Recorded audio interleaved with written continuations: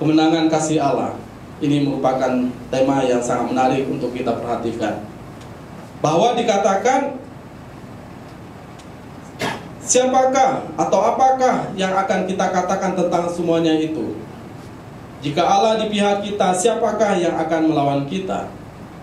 Dan dikatakan ia yang tidak menyayangkan anaknya sendiri, tetapi menyerahkannya bagi kita semua. Bagaimana apakah mungkin ia tidak mengaruniakan segala sesuatu kepada kita bersama-sama dengan dia? Seringkali kita dengar bahwa para psikolog berkata ada 4 hal yang paling dibutuhkan oleh umat manusia. Yang pertama tentu kebutuhan dasar, bicara tentang makanan ya. Jadi pasti semua orang membutuhkan makanan. Berikutnya berbicara tentang yang kedua, yaitu kebutuhan tentang minuman atau air. Yang ketiga, kebutuhan tentang tempat tinggal. Tapi berikutnya yang lebih menarik lagi, lebih daripada semuanya, lebih daripada makanan, minuman, tempat tinggal, kebutuhan yang keempat yang paling mendesak dan paling dibutuhkan oleh semua orang ya, dimanapun, apapun rasnya, apapun sukunya, yaitu kebutuhan tentang kasih, atau kebutuhan tentang mencintai dan dicintai. Kita dapat merasakan bahwa kalau orang itu dicintai, maka orang itu merasa bahwa dia begitu nyaman, begitu bahagia karena diperhatikan, ya kan?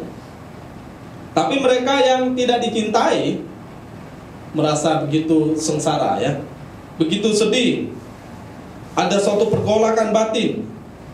Mereka mencari kadang-kadang karena mereka tidak dicintai, baik oleh pacarnya, atau oleh pasangannya, atau oleh orang lain di lingkungannya. Kalau mereka tertolak, maka seringkali mencari suatu pelarian yang menurut mereka bisa menghibur. Sehingga anak muda biasanya mungkin ke diskotik, mungkin mencari pertemanan, nongkrong lain sebagainya, atau tidak sedikit kemudian lari ke alkohol, narkoba, dan ada yang lebih putus asa lagi sampai bunuh diri. Kenapa? Karena merasa tidak disayangi, merasa tidak dikasihi.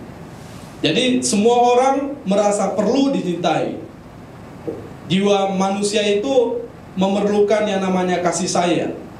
Mereka mencari kasih yang tidak pernah mengecewakan, kasih yang tidak pernah pudar, kasih yang tidak pernah gagal, kasih yang tidak pernah mati. Tetapi kasih semacam itu ditemukan pada siapa? Apakah kita semua terus-terus mengasihi dengan kasih yang sama, tidak pernah berubah, tidak pernah pudar, lalu terus-terus menerus kita akan terus mengasihi orang lain? Yang namanya manusia, kemungkinan perubahan-perubahan itu ada. Bukan hanya pada mereka yang pacaran ya, tapi pada pasangan-pasangan seringkali terjadi yang namanya perubahan. Mungkin tidak selalu drastis, tapi ada perubahan-perubahan yang tidak sama seperti yang dulu, tidak sama seperti cinta pada pandangan yang pertama. Maka dalam bagian ini kita melihat bahwa menemukan kasih yang sejati, kasih yang tulus, kasih yang abadi dapat dikatakan hampir sulit untuk ditemukan dalam kehidupan umat manusia. Jadi cukup sulit untuk seseorang mempertahankan kasih, apalagi bertahun-tahun, apalagi seumur hidup, atau apalagi bicara tentang abadi. Tidak mudah.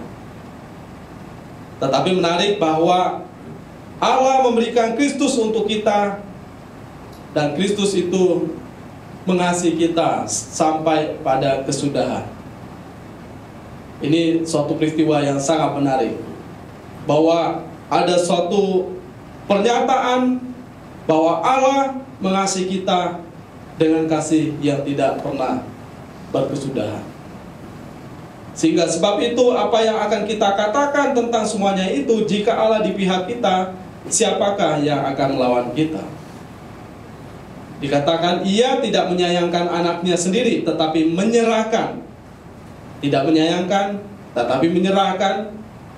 Bagi siapa? Bagi kita semua. Bagaimanakah mungkin ia tidak mengaruniakan segala sesuatu kepada kita bersama dia? Jadi ini suatu hal yang luar biasa yang Tuhan kerjakan bagi kita. Kalau kita perhatikan sedikit, memperhatikan dalam Yohanes 13 ayat 1, dikatakan dalam bagian itu sebetulnya sebelum perayaan hari Paskah, Yesus tahu bahwa saatnya memang sudah tiba. Tentu sudah tiba untuk disalibkan ya. Telah tiba bahwa ia akan meninggalkan dunia ini dan pergi kepada Bapa. Tetapi menariknya, sama seperti ia telah mengasihi miliknya atau murid-muridnya di dunia ini, dan ia akan terus mengasihi mereka sampai akhir. Ini menunjukkan bahwa kasih Tuhan itu tidak berkesudahan bagi orang percaya. Jadi bukan karena Yesus sudah menyelesaikan pekerjaannya, lalu dengan demikian kasihnya juga akan berhenti. Tetapi kasihnya dikatakan kekal, tidak pernah berhenti bagi orang yang percaya kepadanya. Sehingga ini sesuatu yang menarik bagi kita untuk kita perhatikan. Mari kita perhatikan dalam Yohanes 13 ayat 1 ya.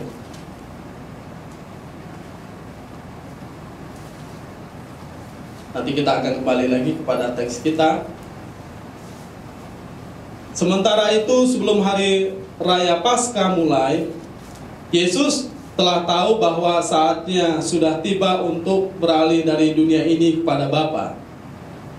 Ia mengasihi orang-orang miliknya yang di dunia ini, dan ia mengasihi mereka sampai kepada kesudahannya.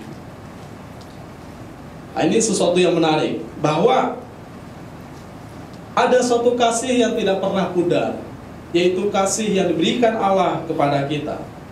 Kita tahu bahwa dalam peristiwa penyaliban ini ya, Yesus mengalami suatu tantangan yang berat, terutama tantangan di Getsemani. Dia meminta murid-muridnya untuk berjaga-jaga bersama dengan dia, tapi mereka tidak sanggup katanya berjaga barang sedikit pun. Mereka kantuk dan mereka penuh dengan pergolakan hanya untuk diri mereka sendiri. Mereka tidak mampu berjaga-jaga sedikit pun. Lalu kemudian dalam peristiwa sebelum Yesus disalibkan pada malam itu, di mana Yesus sebetulnya begitu secara manusia ya, begitu membutuhkan dukungan dari murid-muridnya. Tapi bukan hanya murid-murid tidak sanggup berjaga-jaga dengan dia, tapi kemudian muncul dari mereka ada pengkhianat, yaitu Yudas, ya kan? Lalu ketika dia ditangkap, apakah semua akan membela dia? Tidak, kemudian semua akan lari meninggalkan dia. Lalu Petrus menyangkal dia. Jadi di malam terberat, di mana Yesus membutuhkan kasih, kehadiran mereka, dukungan mereka, justru mereka tidak sanggup untuk melakukan hal yang terbaik untuk mendukung Tuhan Yesus melakukan tugasnya. Jadi kita bisa melihat bahwa perilaku murid-murid pada malam itu sebelum Tuhan Yesus diserahkan dan kemudian disalib, itu perilaku secara manusia mengecewakan. Jadi meskipun mereka mengecewakan, Yesus tetap mengasihi mereka sampai akhir. Jadi kita bisa melihat sebelum peristiwa itu terjadi, kalimat ini sudah muncul ya, bahwa Yesus mengasihi mereka karena mereka miliknya. Jadi mereka dikasihi oleh dia sampai pada kesudahan. Ini menarik kalau kita perhatikan dalam bahasa Yunani. Dia mengasihi mereka dalam bahasa Yunani itu memakai kata eis telos. Itu artinya dia mengasihi mereka itu sampai selesai, tanpa batas, sepenuhnya, melebihi semua kasih yang lain. Jadi sampai batas kapasitasnya untuk mengasihi. Jadi Kristus tidak pernah mengasihi mereka lebih dari dia mengasihi mereka pada malam hari itu. Jadi dapat dikatakan kasihnya begitu tercurah, meskipun mereka tidak sanggup untuk membalas kasihnya kasih mereka kepadanya. Jadi kasih Yesus justru tercurah pada saat kondisi mereka terpuruk, kondisi mereka yang mengecewakan, kondisinya mereka yang penuh dengan kekurangan. Dan Yesus tampil dengan kasih yang begitu maksimal bagi kehidupan mereka. Jadi kasih semacam ini adalah kasih yang diperuntukkan bagi miliknya sendiri. Dia mengasihi miliknya yang ada di dunia ini, lalu dia akan terus mengasihi mereka sampai kekekalan. Jadi jangan berpikir bahwa kita akan dikasih Tuhan saja waktu kita hanya di dalam dunia, ya. Sampai dalam kekekalan kita terus dikasih oleh Dia. Sehingga kalau kita perhatikan, kita sebagai manusia, menurut Roma pasal 5, kita bisa perhatikan, sebetulnya manusia tidak layak untuk dikasihi. Manusia lemah, manusia berdosa, manusia seteru dengan Allah. Harusnya apa? Harusnya mereka dihukum. Tetapi kita bisa melihat suatu pernyataan yang besar, bahwa Dia mengasihi orang kepunyaannya. Ini pernyataan yang terbesar tentang kasih Allah, eis telos, yaitu kasih yang maksimal, kasih yang sepenuhnya, kasih sampai akhir. Sebetulnya ini bagus juga untuk nama anak, ya, eis telos. Bisa bayangkan kalau kita mengasihi pasangan kita dengan kasih eis telos, kasih yang maksimal, sepenuhnya, sampai akhir, yang saya sebut bahwa totalitas segenap, tidak tersisa. Wow, ini sungguh mengagumkan sekali. Pasti semua orang ingin kalau ada orang seperti itu yang ingin mengasihi. Namun sayangnya seringkali tidak mudah untuk menemukan kasih semacam ini. Dan seringkali kasih kita adalah kasih yang hitung-hitungan, kasih yang transaksi, kasih yang begitu banyak perhitungannya, sehingga kita tidak bisa melakukan kasih itu secara maksimal. Sebab itu, apakah yang akan kita katakan tentang semuanya itu? Apa tanggapan kita tentang kasih Allah yang begitu besar itu kepada kita? Apakah kita berdiam diri? Tentu tidak. Kita akan pasti melakukan hal-hal yang benar, hal-hal yang terbaik, hal-hal yang maksimal, yang menyukakan hati Tuhan. Jadi dalam Roma dikatakan pada pasal 8 ayat 1 ini, kita bisa perhatikan bahwa ketika orang percaya ada di dalam Kristus, maka mereka sudah mendapat suatu jaminan yang kekal. Bagi mereka sudah tidak ada penghukuman. Ini suatu kekuatan juga bagi kita bahwa selain daripada kasih yang kekal yang Dia berikan, tetapi ternyata ini sesuatu yang memberi kekuatan pada kita.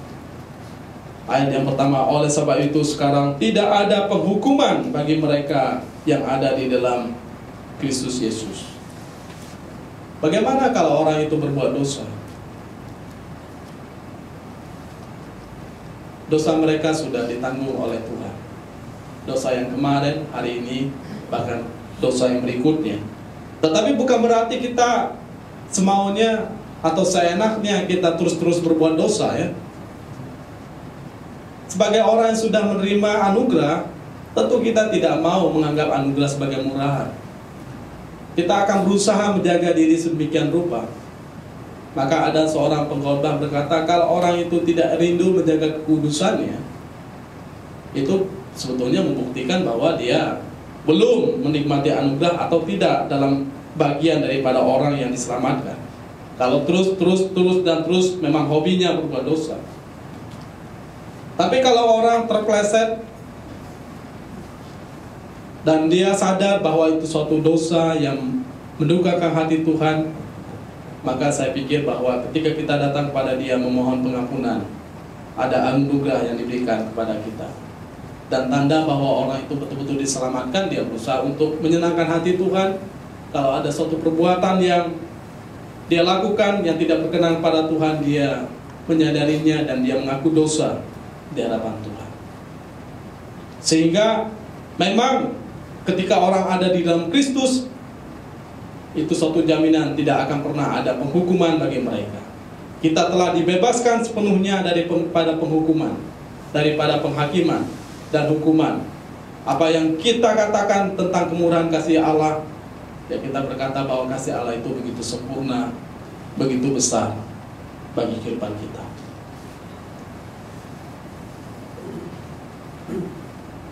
Ini suatu hal yang menarik dalam perenungan saya. Kalau kita berkata bahwa Tuhan begitu mengasihi saya, apakah yang kita katakan tentang Dia? Dapatkah kemudian kita berkata, dapatkah Tuhan kemudian memutus hubungan atau menolak saya sebagai orang yang percaya? Ada suatu keraguan seringkali kita berpikir, oh mungkin Tuhan dapat menolak saya atau memutus hubungan terhadap saya. Kira-kira kalau Tuhan berkata seperti ini, kamu tahu aku sudah lama bekerja sama denganmu, kamu tidak membuat kemajuan apa-apa. Lalu Tuhan berkata, ya aku menyerah, aku kecewa terhadap kamu, karena kamu juga terus melakukan suatu pelanggaran. Aku lelah mengajari kamu, ya kan, berulang kali, namun tidak kamu mengerti, kemudian kamu tidak melakukan kehendakku. Lalu kemudian Tuhan berkata, kita mempermalukan namanya, tidak membawa kehormatan pada namanya dan juga gerejanya. Jadi apakah kemudian Tuhan berkata, sudah cukup sekarang, karena kekudusanku yang begitu luar biasa, maka aku tidak bisa mentolerir kamu, jadi kita selesai. Lalu Tuhan berkata, keselamatan jadi dibatalkan. Yang harusnya Dia memberikan keselamatan, lalu dibatalkan. Apakah seperti itu? Apakah yang kita katakan tentang Dia, bisakah Dia membatalkan atau memutuskan hubungan yang tadinya kita diberikan anugerah keselamatan, lalu kemudian dibatalkan? Bisakah Tuhan berhenti mengasihi miliknya sendiri? Bisakah Tuhan menolak miliknya sendiri? Jawabannya adalah tidak, ya. Karena juga kita perhatikan di ayat yang ke-31, jika Allah di pihak kita, siapakah yang akan melawan kita? Ini salah satu pernyataan terbesar dalam kitab suci, bahwa Tuhan di pihak kita. Kita memang manusia berdosa, penuh dengan kelemahan, tapi Tuhan mau di pihak kita. Jadi jawabannya, Tuhan tidak akan memutuskan hubungan dengan kita kalau Dia sudah beranugerah kepada kita. Dan pernyataan terbesar kitab suci bahwa Tuhan di pihak kita. Jadi kita mendengarnya bahwa Tuhan di pihak kita. Sehingga sebab itu apa yang akan kita katakan tentang semuanya itu, jika Allah di pihak kita, siapakah yang akan melawan kita? Seringkali orang Kristen berpikir Tuhan bukan lagi di pihaknya, ya, tapi kemudian Tuhan melawan dia. Sebetulnya pikiran seperti ini adalah pikiran yang keliru. Begitu banyak dalam Alkitab menyatakan bahwa Tuhan menyertai umatnya bersama dengan mereka. Bisa dibaca dalam Mazmur 27 dan bagian yang lainnya. Bahkan Dia menyatakan bahwa Dia Allah Immanuel, artinya Allah yang bersama dengan kita. Dan ada kekuatan dari ayat Yohanes pasal 10, dikatakan, aku memberikan hidup yang kekal kepada mereka, dan mereka tidak akan pernah binasa, dan tidak seorang pun akan merebut mereka dari tanganku. Bapakku yang telah memberikan mereka kepadaku lebih besar dari segalanya, dan tidak seorang pun dapat merebut mereka dari tanganku. Nah, ini suatu jaminan bahwa memang kita tahu kita lemah, kita berdosa, tetapi kasih Allah lebih besar dari semuanya itu. Sehingga kita belajar untuk menghormati kasih Allah. Kita belajar untuk keluar daripada kehidupan-kehidupan yang tidak menyenangkan hatinya. Jadi banyak ayat yang menunjukkan bahwa Tuhan ada di pihak kita. Dia ada di pihak orang-orang yang lemah, orang-orang yang bersandar pada Dia. Kita yang berdosa, kita yang gagal, kita yang sering kali tersandung, kita yang sering kali banyak kekurangan, kita yang sering kali tidak mengasihi Dia sebagaimana seharusnya. Bahkan kita sering kali lalai untuk melakukan hal yang terbaik dalam pelayanan yang kita kerjakan kepada Dia. Tetapi Alkitab berkata bahwa Tuhan itu di pihak kita. Apa bukti terbesar bahwa Tuhan itu di pihak kita? Ia tidak menyayangkan anaknya sendiri. Ini suatu pernyataan, bukan hanya cap jempol ya, bukan hanya menarik telinga kita, tetapi dikatakan bahwa Ia tidak menyayangkan anaknya sendiri, tetapi yang menyerahkannya bagi kita semua. Bagaimana mungkin Ia tidak mengaruniakan segala sesuatu kepada kita bersama Dia? Dia bukan hanya berkata, saya bersama dengan engkau, tapi nothing ya, tidak melakukan sesuatu. Tapi ternyata Dia melakukan hal yang besar. Dia tidak menyayangkan anaknya. Jadi dalam ayat yang 32 ini suatu kalimat yang menarik bagi kita untuk kita perhatikan, bahwa karena Tuhan mengasihi kita, maka Dia mengutus anaknya, Dia memberikan anaknya sebagai korban tebusan bagi kita. Dia tidak pernah menyayangkan anaknya. Dia menuntutnya untuk berkorban, bahkan menuntut dia berkorban sampai mati. Kita bisa perbandingkan dengan Abraham ya. Ketika Abraham begitu mengasihi Allah, waktu Allah menuntut anaknya Ishak, maka apa yang dia lakukan? Dia berusaha, dia mau mengerjakan, bahkan mau dikorbankan anaknya Ishak. Sehingga kita perhatikan bahwa Tuhan menghargai apa yang Abraham lakukan. Yang menarik bahwa kepada Abraham tidak dituntut untuk membunuh anaknya Ishak, ya kan? Sehingga dihentikan, digantikan dengan domba. Tapi kenapa waktu Allah mempersembahkan anaknya tidak dihentikan, justru dikerjakan? Ada yang berkata bahwa ini adalah suatu hal yang kontras. Abraham sudah bersedia untuk menyerahkan anaknya, tapi tidak dituntut. Bapak bersedia menyerahkan anaknya, tapi dituntut. Ini bukan hanya menyerahkan untuk diserahkan seperti itu, tapi diserahkan untuk dieksekusi, eksekusi mati. Ini membuktikan bahwa apapun yang sebetulnya kita serahkan pada Tuhan, semuanya itu tidak bisa dibandingkan dengan apa yang Tuhan serahkan kepada kita. Yang Tuhan serahkan kepada kita lebih besar dari apa yang kita serahkan kepada Dia.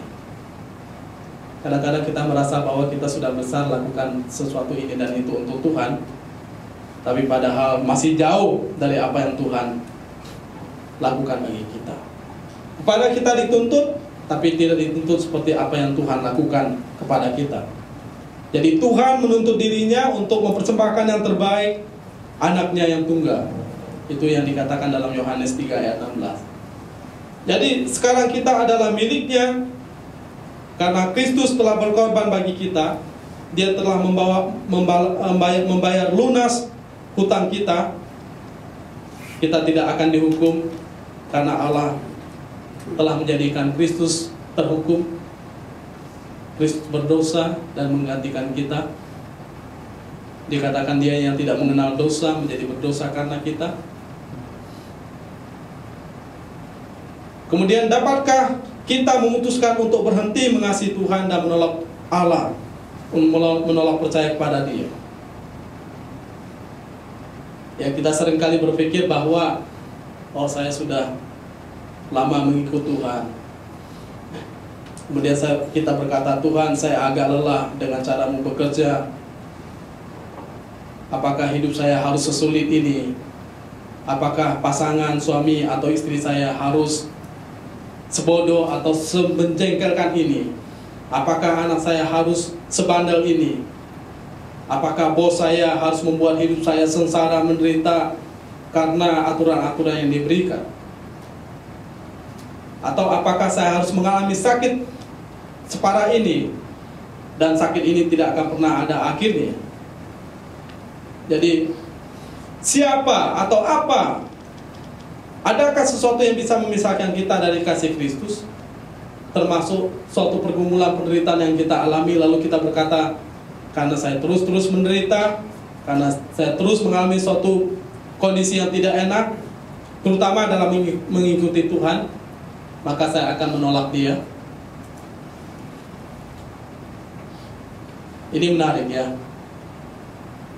Paulus berkata semuanya itu tidak akan membuat dia keluar daripada kasih, daripada hubungan dengan Tuhan. Ayat yang ke-35, siapakah yang akan memisahkan kita dari kasih Kristus? Itu penindasan, itu kesengsaraan, penganiayaan, kelaparan, ketelanjangan, atau bahaya dan pedang. Tapi banyak gak orang meninggalkan kasih Kristus karena penindasan? Banyak. Banyak gak orang meninggalkan Kristus karena kesengsaraan? Banyak. Penganiayaan? Banyak. Kelaparan, ketelanjangan, bahaya, apalagi pedang. Tapi kalau kita bisa terus percaya kepada dia, itu bukan karena kekuatan kita. Itu karena Tuhan yang menolong kita untuk kita berpegang kepada dia, untuk kita berpaut kepada dia. Sebetulnya masih banyak lagi orang yang mengalami suatu penderitaan-penderitaan yang luar biasa, dengan tekanan hidup yang luar biasa, penindasan, kesengsaraan, penganiayaan, kelaparan, ketelanjangan, bahaya dan pedang. Bahkan di zaman Paulus pun mereka mengalami hal yang demikian. Kemudian siapakah yang akan menggugat orang-orang pilihan Allah? Allah yang membenarkan mereka, siapakah yang akan menghukum mereka? Siapa biasanya suka menjadi penggugat? Apakah dengan iblis menggugat kita di hadapan Tuhan, kemudian oh Tuhan berkata, oh benar juga apa yang kamu katakan. Memang seorang Niko ini dia orang yang tidak beres di hadapan saya. Kita masih ingat bagaimana Ayub digugat oleh iblis kan? Ayub berkata, karena Tuhan memagari dia, maka dia terus percaya kepada Tuhan. Coba cabut pagar anugerah itu. Kesehatan, kekayaan, keluarga. Iblis berpikir bahwa ketika semuanya itu dicabut, maka kemudian dengan segera, dengan cepat Ayub akan menyangkal Tuhan. Ternyata tidak. Justru Ayub menunjukkan tentang kemenangan imannya. Dia berkata, Tuhan memberi, Tuhan mengambil, terpujilah nama Tuhan. Jadi kita bisa memperhatikan bahwa bagi orang yang sudah dalam anugerah Tuhan, kemenangan kasih Tuhan itu mengokohkan iman mereka, menguatkan mereka. Mereka tidak akan tergoyahkan karena gugatan daripada si iblis. Ingat, iblis itu penipu, penuduh. Dia selalu menggugat orang-orang pilihan Allah. Dikatakan dalam Ibrani bahwa siang dan malam dia menggugat kita di hadapan Allah. Jadi selain daripada Allah, tentunya iblis tahu tentang siapa kita sesungguhnya, apa yang kita lakukan. Tapi iblis tidak bisa menggugat orang-orang pilihannya, karena keputusan Allah untuk mengasihi kita adalah keputusan yang final, dan itu ada dalam tangan Allah sendiri. Dikatakan Kristus telah mati bagi kita. Ini jaminan kita ya. Bahkan yang dibangkitkan, dia duduk di sebelah kanan Allah dan memohon untuk kita. Ada istilah lain, dia menjadi pembela kita di hadapan Allah. Jadi ada tuduhan-tuduhan yang diberikan oleh iblis, tapi Kristus berdiri sebagai pribadi yang sudah mati bagi kita. Dia sudah bangkit, menang, mengalahkan kuasa kegelapan, kuasa dosa, kuasa setan. Dia duduk di sebelah kanan Allah. Dia berkuasa atas musuh-musuhnya. Dan dia membela kita di hadapan Tuhan. Terus menerus membela kita. Jadi kita tidak seorang diri. Ini satu hal yang menarik, bahwa Allah selalu bersama dengan orang percaya. Tuhan ada di pihak kita. Ini bukan istilah yang jempol, yang enak di telinga, tapi ini menunjukkan bagaimana Allah sungguh-sungguh di pihak kita. Karena Kristus telah mati, Dia dibangkitkan, Dia duduk di sebelah kanan Allah, dan Dia menjadi pembela kita di sana. Sehingga dalam bagian ini kita bisa melihat, karena Kristus kita menjadi orang-orang yang menang, dikatakan. Dalam bagian ini, siapakah yang akan dapat memisahkan kita dari kasih Kristus? Jadi penindasan, kesengsaraan, penganiayaan, kelaparan, ketelanjangan, bahaya dan pedang? Tidak, semuanya itu tidak akan memisahkan kita daripada kasih Kristus. Bagi saya lucu kalau ada orang yang hanya karena kelaparan kemudian menyangkal imannya. Lucu lagi kalau hanya sekedar pacaran, ya, memilih pasangan hidup, menyangkal imannya. Lucu lagi karena memilih pasangan, menyangkal imannya. Ada lebih lucu lagi karena jabatan, orang kemudian beralih daripada imannya. Lebih lucu lagi, sudah beralih menjelek-jelekan iman kepercayaannya terdahulu yang imannya benar. Saya kadang kalau melihat ada apologetika yang bicara tentang kekristenan, banyak kemudian mereka yang sudah beralih dari iman Kristen. Mereka menyesal, tapi sudah terlanjur. Mereka sudah punya pasangan yang tidak beriman, mau keluar dari sana susah, karena sudah ada ikatan, punya suami, punya anak, belum hal yang lain. Jadi orang dengan mudah melakukan sesuatu yang tidak dipikirkan, sehingga mereka dengan mudah untuk meninggalkan kasih mereka kepada Kristus. Sebetulnya bukan Yesus yang memisahkan diri dari mereka, tapi merekalah yang memisahkan diri daripada kasih Kristus.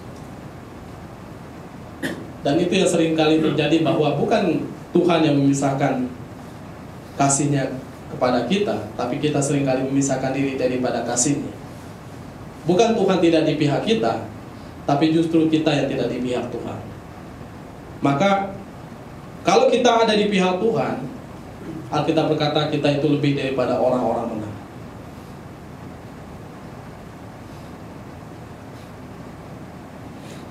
Hypernikomen itu dalam bahasa Yunani, seorang pemenang yang lebih daripada pemenang.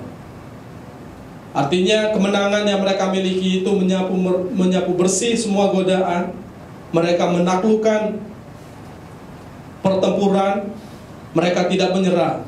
Tetapi menariknya bahwa mereka tetap berdiri teguh. Bahkan mereka menjadi saksi bagi orang lain.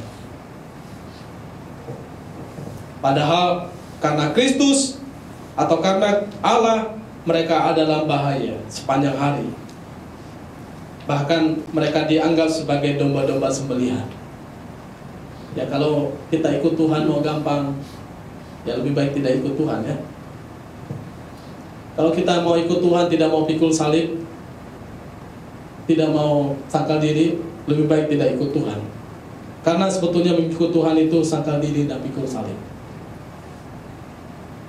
Bagi saya, godaan sebagai seorang gembala, ketika kita mengembalakan, kita ingin supaya orang memahami tentang bagaimana mengikut Yesus yang sebenarnya. Tapi banyak sekali domba yang ingin terus dielus, ya kan? Terus dinindak-bobokan dengan hal-hal yang menyenangkan. Padahal kita tahu perjuangan kita bukan hanya sekedar mengelus-elus domba. Nah, lihat saja para pengembala, mereka bukan cuma mengelus domba di kandang, memberi mereka makan yang enak. Mereka justru menuntun dombanya supaya mereka kuat. justru mereka mendapatkan suatu gizi makanan yang terbaik.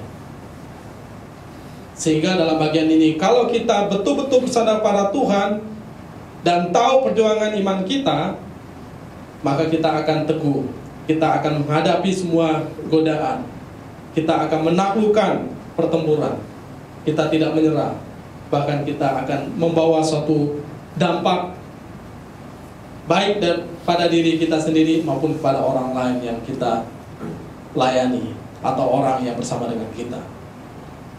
Sehingga dalam bagian ini, sebab aku yakin bahwa baik maut maupun hidup, dikatakan baik malaikat-malaikat, ini malaikat-malaikat itu disebut sebagai malaikat-malaikat yang baik, maupun pemerintah-pemerintah, ada yang menerjemahkan ini malaikat-malaikat yang jahat, baik yang ada sekarang maupun yang akan datang, atau kuasa-kuasa, baik yang di atas maupun yang di bawah, ataupun sesuatu makhluk lain. Semuanya itu dikatakan tidak dapat memisahkan kita daripada kasih Allah yang ada di dalam Kristus Tuhan kita.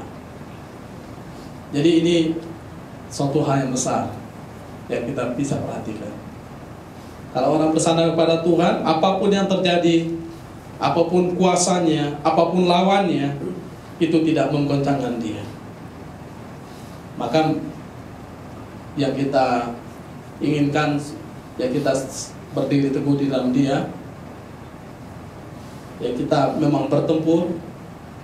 Saya dulu gambarkan bahwa iman Kristen itu bukan seperti kita naik kapal pesiar yang melihat pemandangan-pemandangan yang enak atau mendapatkan suatu pelayanan-pelayanan yang enak. Tapi iman Kristen adalah kita ada di suatu kapal perang yang setiap saat kita siap bertempur. Setiap saat kita sedia berkorban, bahkan berkorban mempertaruhkan nyawa kita. Untuk siapa? Ya untuk Tuhan. Apapun yang kita lakukan, kiranya ini menolong kita untuk kita sadar bahwa kasih Tuhan begitu besar. Dia tidak memperhitungkan apa yang harus dia berikan kepada miliknya, bahkan anaknya sendiri taruhannya. Tapi sekarang bagaimana respon kita?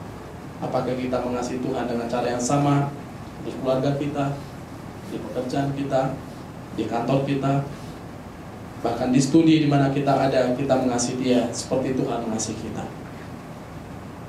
Kalau kita melakukan hal yang demikian, maka kemenangan kasih Allah itu ada dalam diri kita. Mari kita berdoa.